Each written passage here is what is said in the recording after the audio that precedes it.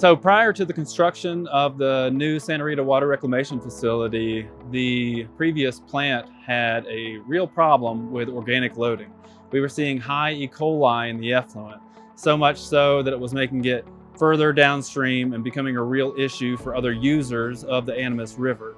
And since we've done the upgrades on the treatment plant, we're seeing E. coli less than 10 mpn. We're seeing extremely low numbers in our total inorganic nitrogen and total phosphorus as well. And we're not hearing as much concern from downstream users of the Animas River. So when we were laying out this facility, odors were a really big deal. As you can imagine, because we have the world-class kayaking park adjacent to us, the Animas River Trail, a soccer park, the major highway adjacent to the facility, odors were a major big deal at this facility. We had to minimize it. So we went through and identified the major odor generating areas. And for all those areas, we tried to put in 1 or 2 technologies each location to make sure we could either contain it, ventilate, and treat that technology at every place. So the headworks, we're both treating the foul air and we're treating all the air that comes in. Off the primary clarifiers, we collect all that odor generating air and send it through a GAC system to remove all the odorous compounds to make sure they don't migrate offsite. The primary clarifiers were a primary odor source for the old facility.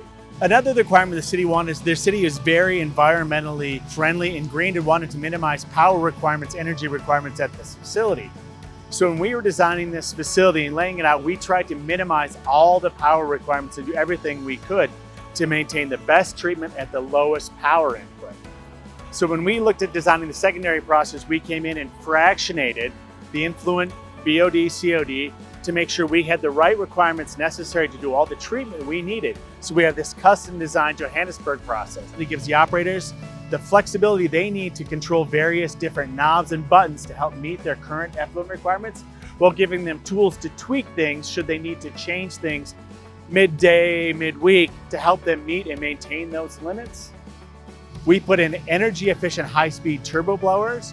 We designed a very energy efficient air diffusion system that operates at the low end of the flux curves to minimize or maximize oxygen transfer while minimizing power.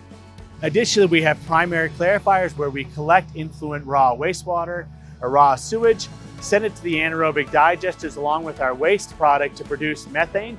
We clean that biogas, scrub it with all the H2S and siloxanes, and then use it to produce methane. With that methane, we are able to produce as much power as about 40% of the total plant's power needs right here in the facility, despite the fact that this is only a smaller facility. And additionally, with that power generation, we also collect heat off that process and use it to preheat our digesters, therefore cutting back natural gas usage somewhere in the order of roughly 30%, all in an effort to make this facility as energy efficient as possible and make it as green as possible for the city so it could be a showcase for them. So the end product of our construction was we met our nutrient standard regulations on day 1 of receiving our new permit. And that was a very exciting thing because it was kind of the culmination of a lot of effort, a lot of forethought, a lot of planning.